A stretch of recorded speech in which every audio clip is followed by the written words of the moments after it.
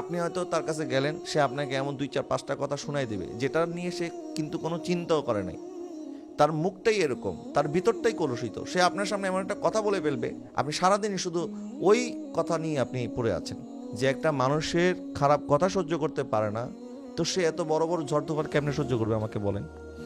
তা আপনাকে এগুলিকে ইগনোর করতে হবে, এগুলিকে এড়িয়ে চলতে হবে। আপনি যদি আমাদের চতুর্পাশের মানুষের কথা শুনতে থাকেন, আপনি যদি সবার কথা আপনি গ্রহণ করতে থাকেন, তখন কিন্তু আপনি কোনো কাজই করতে পারবেন না। এই জন্য আল্লাহ পাক ইরশাদ করেছেন, ওয়াকুনু মা সাদিকিন, তোমরা সত্যবাদীদের সাথে থাকো।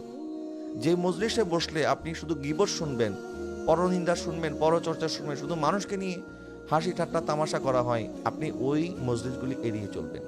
তাদের সাথে বসা বয়কট করেন, কারণ আপনি যখন তাদের কাছে যাবেন তখন তাদেরই কথাগুলি শুনতে শুনতে আপনিও তাদের মতো হয়ে যাবেন। আল্লাহ পাক বলছেন, ওয়াকুনু মা সাদিকিন, তোমরা সত্যবাদীদের সাথে থাকো। আর আমরা যারা গীবত করতেছে, পরনিন্দা করতেছে, সারাক্ষণ মানুষকে নিয়ে পড়ে থাকে, আমরা সবসময় তাদের মজলিসে গিয়ে বসি। তা আপনি যদি সফল হতে চান, তাহলে তাদের মজলিসকে এড়িয়ে চলতে হবে, এই সমস্ত লোকদের থেকে দূরে থাকতে হবে, তাদেরকে ইগনোর করতে হবে। আমরা অনেক সময় মানুষকে ইগনোর করতে পারি না, অথচ আপনার লাইফটাকে তারা হেল করে দিচ্ছে।